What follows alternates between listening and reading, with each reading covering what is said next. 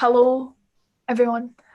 I hope you enjoyed your little break. Again, it feels weird that we can't see you, but glad you're here. Glad to have you with us. Can everyone hear me okay? Can you hear me? Sound. Um, yeah, really glad to have you with us again. We're just going to quickly and reintroduce ourselves again, just in case some of you weren't here for the first seminar, just to make sure you know who we are. So I'll start. My name is Laura, and I work for Des at Alpha Scotland.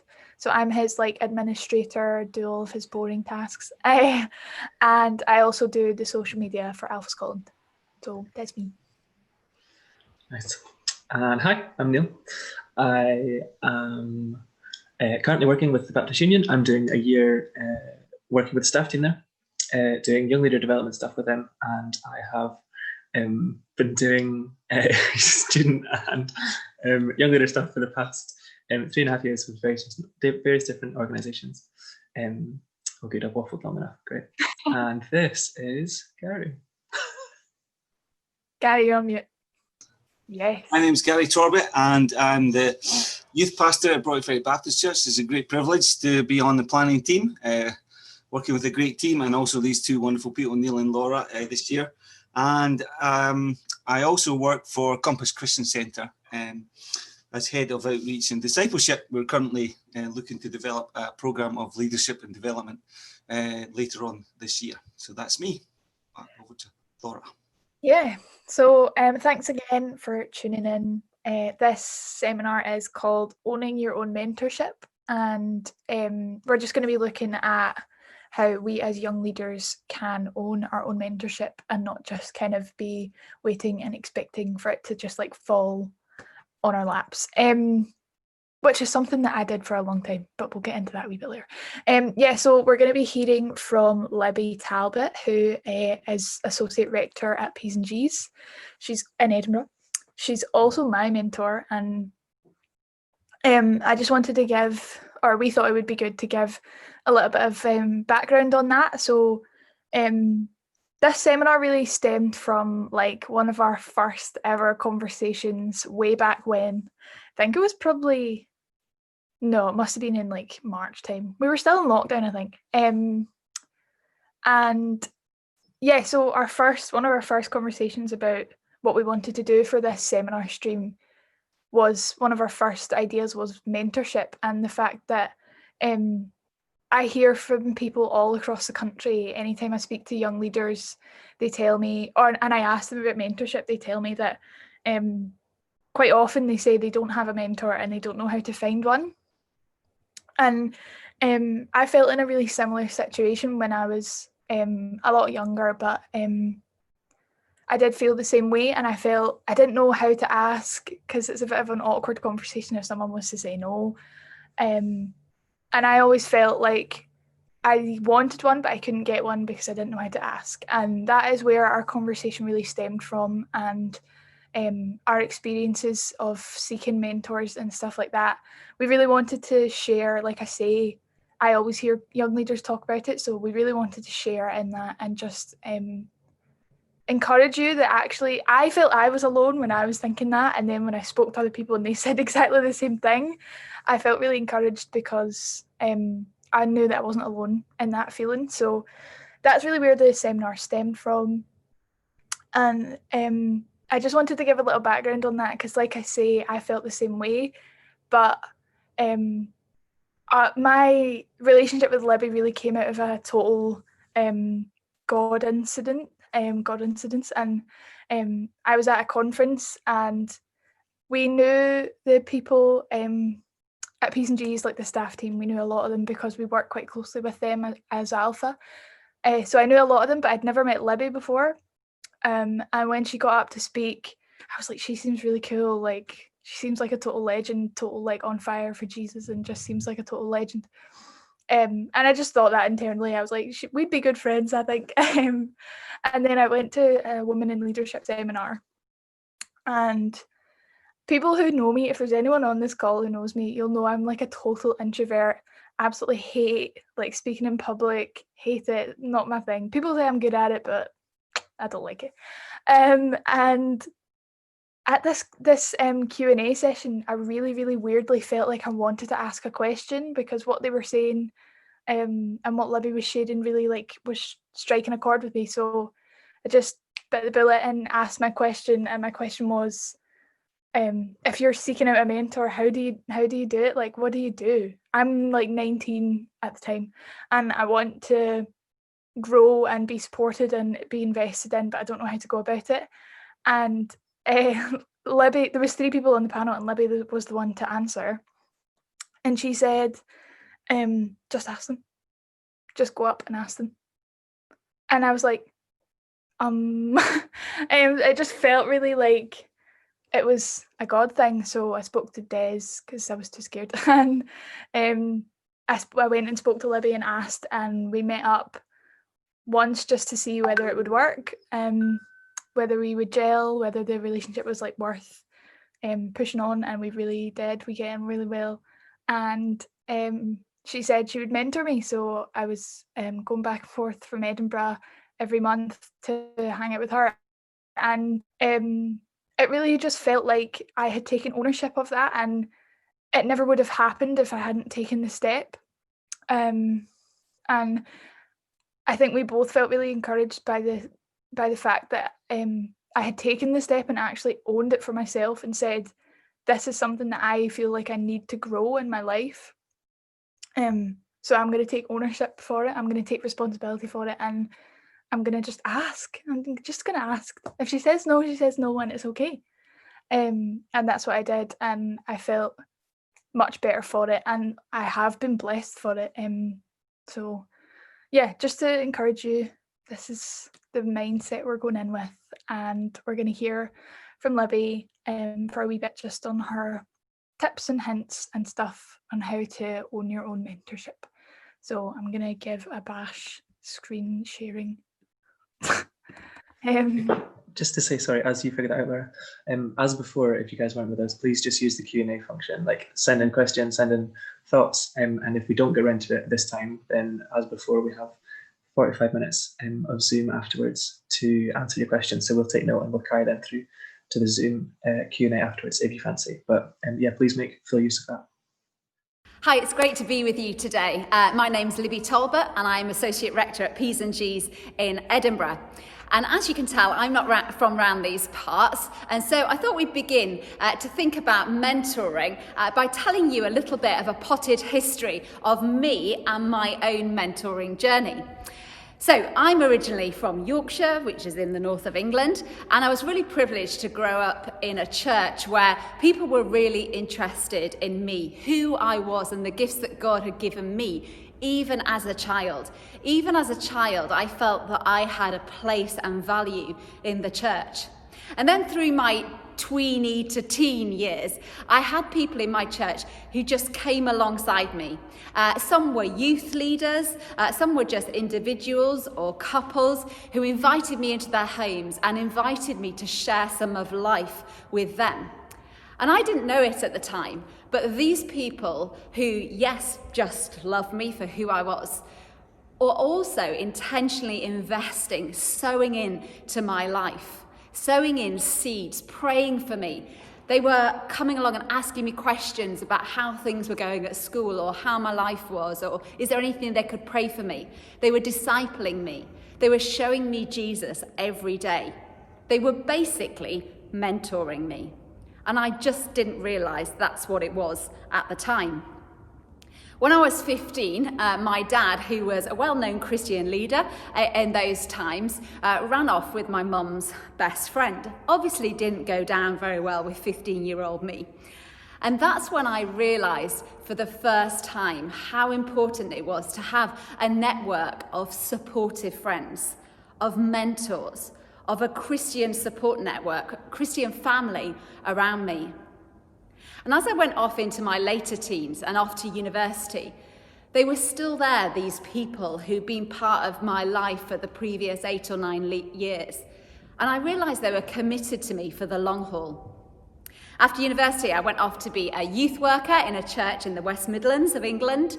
And it was there that I guess I chose for the first time to have a more formal mentor. Someone who I knew, who was part of the church leadership that I was working for. And I went to see them deliberately, intentionally, every couple of weeks. And they had permission to ask me searching questions about how my life was and how my life was going with Jesus. They prayed for me. The person spiritually directed me and helped me to learn more about prayer and how to grow as a disciple of Jesus. This person was somebody who deliberately pointed me to Jesus. And this person continued to be my mentor when I went off to theological college in Bristol to train to be a vicar. And then when I went off to be a curate, like an assistant minister in Southampton for 4 years, she carried on being my mentor.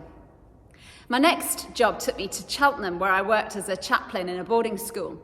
And over the 10 years that I was there, I mentored around 25 people who were in their 20s, who were working in some way with young people or exploring ministry. And I also tried to mentor as many young people as I could.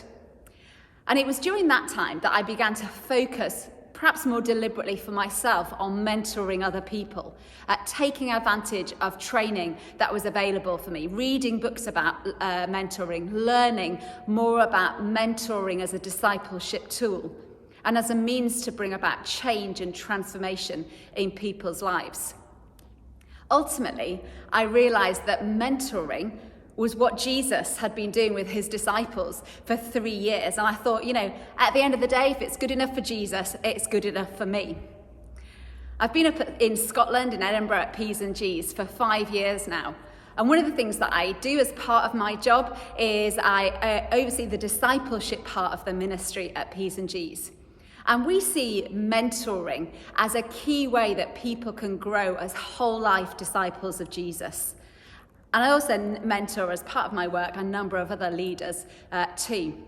So I hope you've seen it's been part of my life really since I was about 10 years old, whether I knew it or not. I have been mentored and I mentor other people. Pastor and theologian Howard Hendricks once said this: "A person trying to make it on their own is an accident waiting to happen." A person trying to make it on their own is an accident waiting to happen. And there's so much truth in that statement, isn't there? And that's because we're built to be in relationship with other people. That's why we have church. That's why we have family and we do community. That's why it's so important to Jesus and so important to how we live and learn as disciples, that we do it with other people. We can't do life on our own. And so at the heart of being a Christian is relationships, relationship with God and relationship with other people. And so having a mentor is simply having a Christian friend, if you like, who you have given permission to ask you questions, to say the difficult things, to challenge and encourage you, to release you to be more of the person that God has created you to be. To be honest, we all need mentors, whoever you are, however experienced or inexperienced you are. And if you're in a position where you haven't got someone who is taking that role in your life, even if you don't call it a mentor, can I encourage you to be really thinking about who that person might be for you? To really think about approaching that person. And if you can't immediately think about somebody, a name doesn't spring to mind, start praying about it. Ask the Holy Spirit to guide you and lead you to the person you can ask to be your mentor.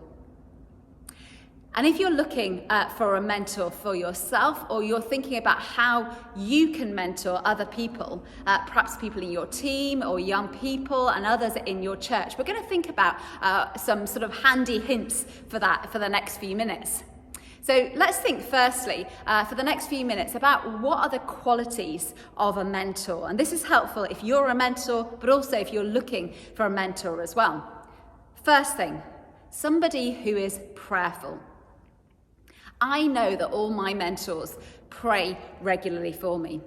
In fact, I know that one of them has prayed for me on a Tuesday for about 20 years. And now she prays for me on a Friday. And I'm reminded of this all the time because every so often on a Monday, I get a postcard from her saying, "Hi, Libby, I was just praying for you on Friday, and I felt God was saying this." Or, "I was just praying for you on Friday, and I've just got this Bible verse I want to pass on to you." Now, I'm not as good at that as that person is at praying for my mentees, but I do pray for them. And I do ask the Holy Spirit to guide each session I have with them and to prompt me as we're having those mentoring sessions together. So firstly, you want somebody who's prayerful. Secondly, relational. A good mentor is at ease with themselves and other people. Basically, you don't want to be in that awkward situation where you've got to sit and have an hour conversation with somebody and it's just awkward. So find somebody who is relational, that you relate to, that you want to spend time with. Thirdly, you want somebody who is a learner. A few years ago, I was on a week-long training event for church leaders. And one of the people speaking was a well-known vicar minister who had just retired. And in fact, his wife was my mentor at the time. And because of that, I knew a little bit about this person. I knew that he mentored lots of other people too. And I was just so impressed with him. Not just the teaching and the training sessions he was providing on this conference that I was at, but I was really impressed with the way that through that whole week, every time he finished his sessions where he was teaching us and training us, he would come and sit down with those of us who were on the conference, get out his notebook and his pen and just take copious notes as the other speakers, the other people who are teaching and training led their sessions. Despite, for all intents and purposes, this guy being the most experienced person in that room and him being in the twilight years of his ministry, it was so obvious to all of us that were there that he was still open to learn. He knew God still had things to teach him. He was still on his own journey as a disciple and as a mentor of other people.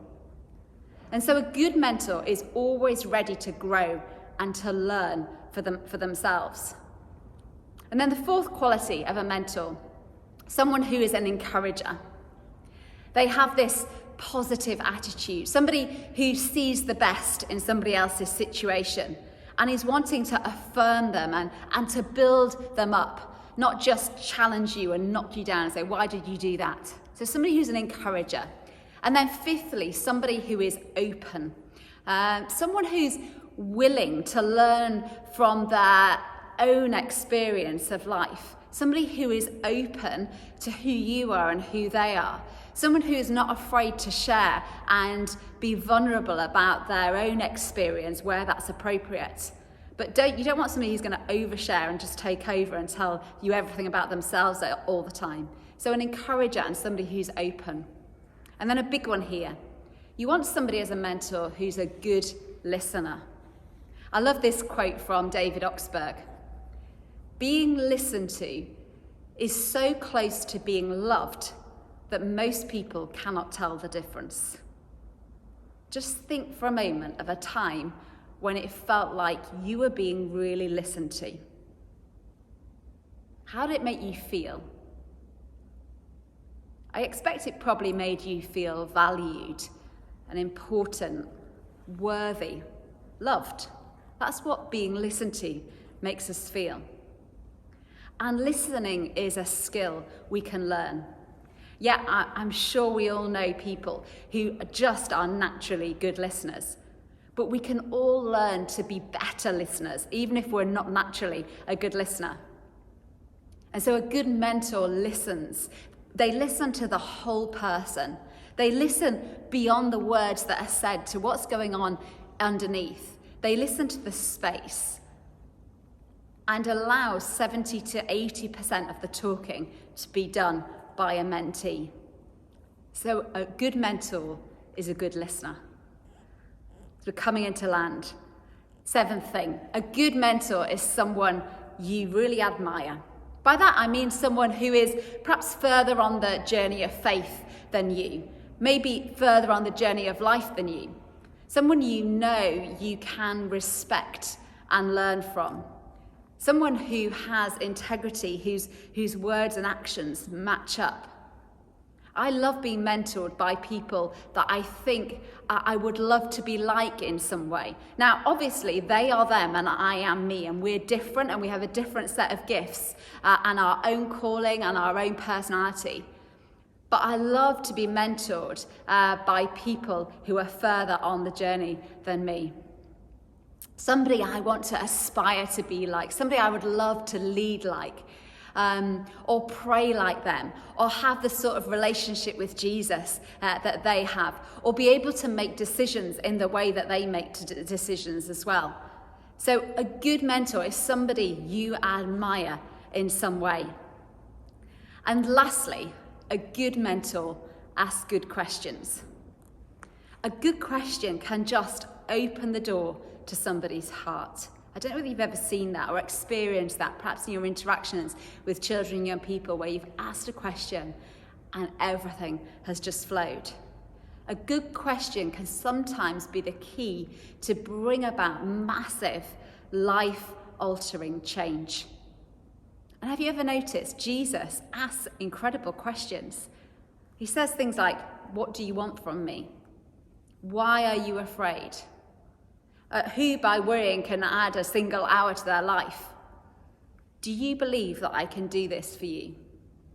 So good mentors ask good questions. Jesus was the perfect mentor.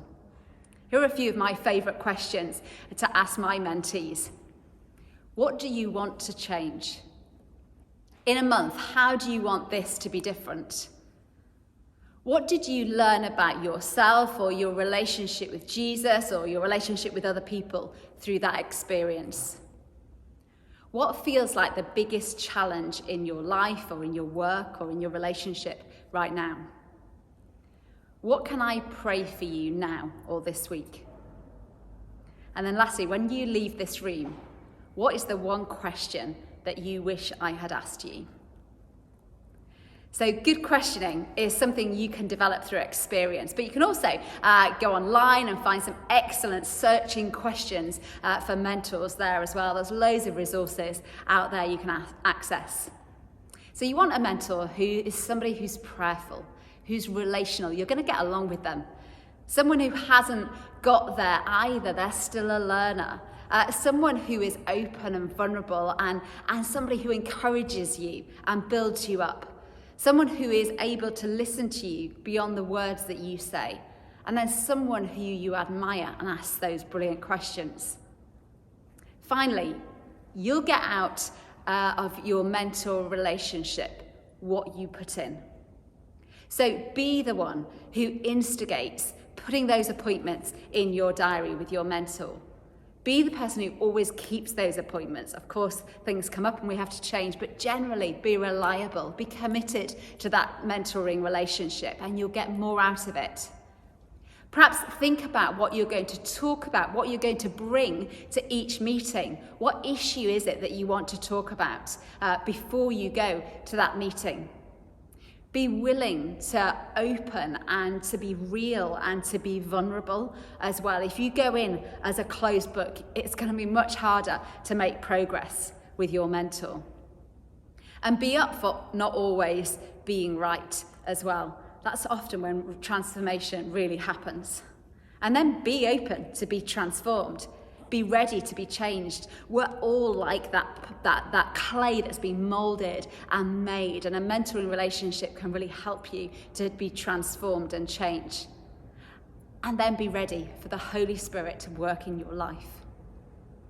I hope you found that helpful. Thank you for giving the time to think a bit about being a mentor and finding a mentor. I really hope that what I've shared you found helpful, and can I encourage you to go out there, get yourself a mentor and be a mentor to somebody else as well, and see where God wants to work in your life and transform you through the power of the Holy Spirit to become more of the person that He's already made you to be. Thanks ever so much. There is so much that Libby has just spoken to us about, which is so helpful. And just to follow on from that, and to pick up even the question that's been asked in the chat, which is great. Thank you so much for using that. Please do continue at any point to just use that. But I guess one of the things, like Libby has given us a ton of information, or a ton of like goals or things that we want to be looking for in people who we want to mentor us, and also things that we should be striving to do better as we mentor others. But actually, how do you ask someone to be your mentor is, for me, the first question that comes out of that. And I just want to echo what Libby's just said. Firstly, I think it has to start with prayer. You're actually not in this alone. And sometimes, we get caught up in the technicalities of all of this, and it's not wrong to understand each of these points that we want to draw out of this. But ultimately, we're trying to become more like Jesus.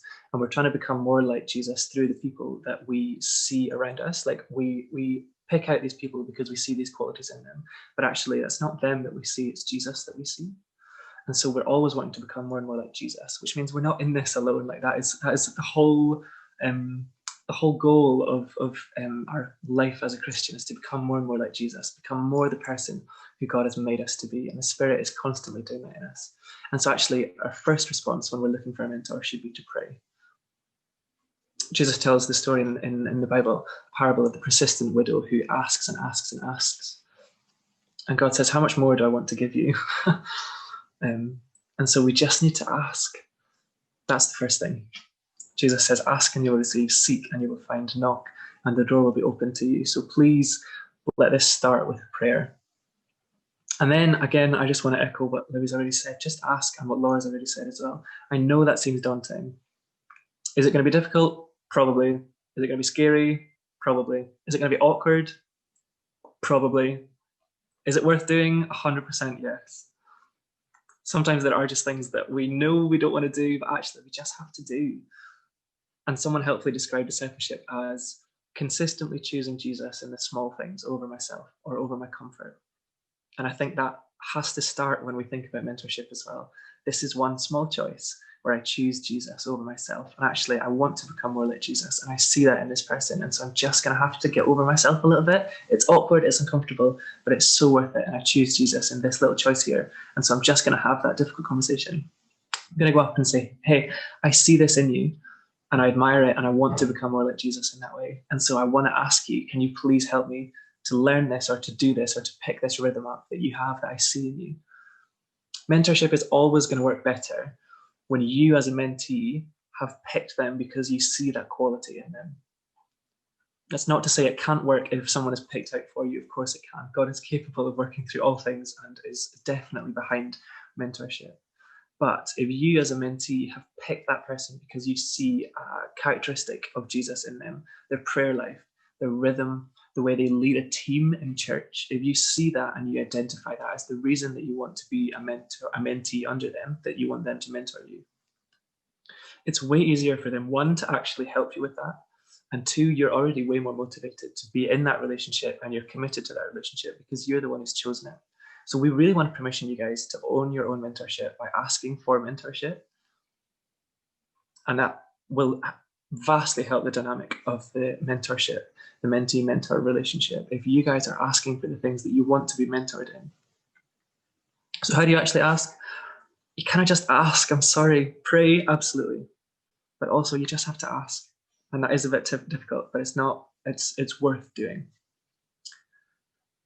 Does mentorship always work? Would be the second question. No.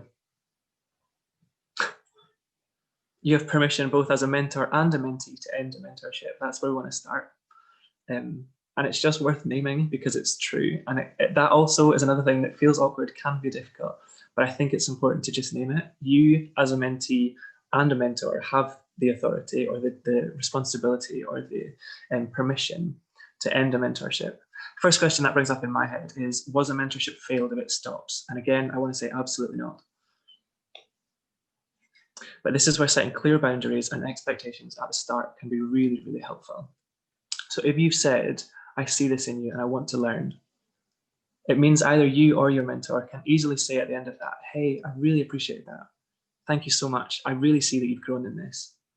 And there was a clear time limit. There was a clear season for that. And it's helpful for both you and them to not just end up meeting awkwardly for years and years and years and just having coffee and chat about the weather 20 years down the line, and you're like, well, this is an hour of my life that I don't get back. It's not bad, but it's really not a mentorship anymore.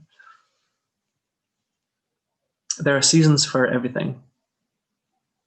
And I think that's really helpful. And it's okay for you guys as well to be clear on what you're asking for. 6 weeks, once a week, 3 months, 9 months. I see this in you and I want to learn that. And actually, I have said that this is how long we're going to meet for. And so after that, you have permission to say, thank you so much. And our relationship's just going to change a bit after that now. We changed it initially by starting the mentorship. It's just going to change again a little bit as we finish this season of mentorship. And that's fine. Yeah, it's totally fine. A lot of things have seasons. And so if as a mentor, you feel the mentorship isn't working, firstly, we have to ask ourselves, is this something in me? Is this a blockage? Am I the reason that this mentorship isn't what I wanted it to be or what I expect it to be? And that, again, can be really difficult and really awkward and uncomfortable, but it has to start with us. We can't expect other people or our mentees to be the ones to call us out. That's not the dynamic that we've built. And so we have to be willing to do that work ourselves. Is the reason that this mentorship isn't looking like how I want it to me? And if we're honest and if we've genuinely worked through that and we don't think it is, then again, next we have to verbalize it and talk to them and rediscuss expectations and name it. And that again can be awkward, but it's far better than sitting comfortably for the next 20 years in a coffee shop once an hour for weeks and weeks and weeks. And you're not loving that person by continually allowing them to just not grow in that way. Actually, you've specifically signed up to mentor this person, and so it is your responsibility to have those difficult conversations. But we need to do it correctly. And I think after you've verbalized that this relationship, this mentorship isn't looking quite how you imagined, and you don't think it's because of you, you can set a time limit and just say, for the next 4-6 weeks, with these steps, we're going to try and return to a healthy discipling relationship. And actually, if that doesn't work, there might need to be a conversation, a difficult conversation that says, hey, I really appreciate this season, and let's stay in relationship. We're absolutely staying in relationship, but our relationship is just changing, and we're not going to be in this mentoring relationship. I'll still see you around. I still love you. But that was for then. That's great. And I'm really grateful for that. But it's just not for now. There are seasons for things, and that obviously can be poorly received. There are numerous examples that I could give you. I'm sure all of us could give you of times that has happened. But that doesn't mean it's not worth doing. We choose Jesus over comfort because this is discipleship. And we're human and we're messy, and we sometimes will be the ones who get it wrong. Sometimes it will be our mentees. So that's if you're a mentor, you have permission to end a relationship, to end a mentorship if you think, actually, this is not working, this is not what I want it to be. But you also, as a mentee, have permission to do that as well. And this is where it helps to have clear expectations and to clearly articulated those to your mentor as well. Because if you've clearly articulated them and your expectations aren't being met, again, after a season of self-reflection and checking that this isn't just you, you can then say to them, hey, thank you so much, I really appreciate that. But actually, I think I've got everything that I wanted to get out of this. And so we just change our relationship slightly again. We changed it to be in this relationship, in this mentoring relationship, and this commitment that we had. And so we change it again at the end of it. And that's okay. That's to be expected. And you have permission to do that. On that, if you have said after 6 weeks, we're going to stop, after 3 months, we're going to stop, it doesn't have to stop if by the time you get there, you're like, there's so much that I've learned and I want to continue learning. And actually, during this time, I've seen new things that I want to pick up from you. Just say, hey, I really appreciate that. And I love that I see this in you. And I want to learn how to do that as well. Can we please just keep going for a little bit of time? This is what I want to learn from you again. So just because you've set a time limit doesn't mean it has to finish there, but it definitely is helpful, because if you want to finish there, or if that's the natural end of the relationship, then you have that clear cutoff point. But you always obviously can extend it. And finally, I think as young leaders in this period of life, young adults, mentorship can feel like something that you only will chase once you're settled, because actually my life's quite transient at the moment. Maybe you're at uni, maybe you're not, but if you are at uni, you maybe have like semesters or years, and you know that you're kind of fluctuating between home and uni. Or if you're working and you're like, actually, I know that I'm away for work a lot, and like it just feels like my life's very bitty and transient at the moment. But once I'm a bit older and once I've settled into a job that I know is my career, then I'll get a mentor. And I just want to say, I would encourage you to get one now. Like 6 weeks, 3 months, 9 months is loads and loads of time for someone to be investing in you. But I do think it's a combination of local and translocal is the terminology that I've heard used before, which I think is really helpful. So local, people in your context who can see you face to face. COVID obviously ruining that at the moment, but you know what I mean. People who are in your situation, who are able to speak into your life and who can see you and meet you. And I think that's really, really important to have. But also translocal, people who you've maybe known for years, which I think slightly starts to answer the question that we've been asked in the Q&A as well. People who are on your level, peer-to-peer accountability, peer-to-peer mentorship, people on the shoulder of you, who are speaking into your life and who are going to journey with you for the long haul. And actually that means that potentially they don't live near you anymore because people move about, because our life circumstances change. But they're still able to meet with you online. We've all learned how to do it now. We're all sick of it, so you absolutely have no excuse. We're able to do it well, and actually that is so important. It's never a replacement for local mentorship and accountability, but it absolutely can be an excellent supplement.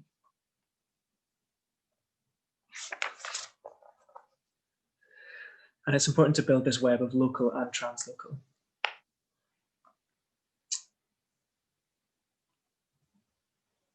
Local, I think, would be more specifically, I see this in you.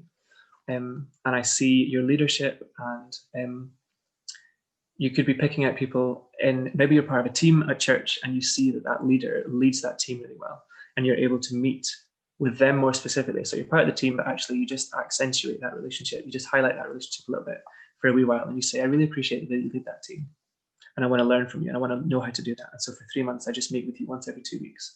And I just talk with you about how you plan the meetings that we're going to have, how you lead, how you invest in these other people. I want to learn about that. And then after that, you're still part of the team. There's still this relationship that's a default background relationship that you have with someone, but you've specifically asked for this relationship. And so I think local, it doesn't, not exclusively, but I think generally local would be people who you're trying to learn skills for and characteristics for, and translocal would be your peers who are going to journey with you for years and years and years. It doesn't have to be peers. You can also have people older than you who will check in with you. But yeah, a web of local and translocal accountability and mentorship is so important for us to be building up, both as mentors and as mentees. We've given you loads of information, which hopefully has pointed to a practical outworking for you guys. And so all that remains really is to go away, think and pray about it and actually start doing it. Discipleship isn't an event, it's an activity. And it's just loads of continuous small decisions to choose Jesus over ourselves and comfort. And so I would so massively encourage you to just let mentorship be one of those decisions where you step out of your comfort zone and you say, I'm going to choose Jesus. I see this and I want to become more like Jesus in this way. And I'm going to choose to have that conversation.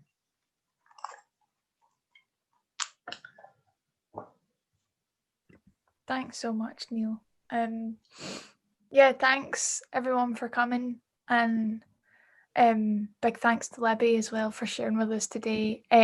We hope that has inspired you and encouraged you that you're not alone in feeling like you want and need mentorship in your life, but you just don't know how to go about it.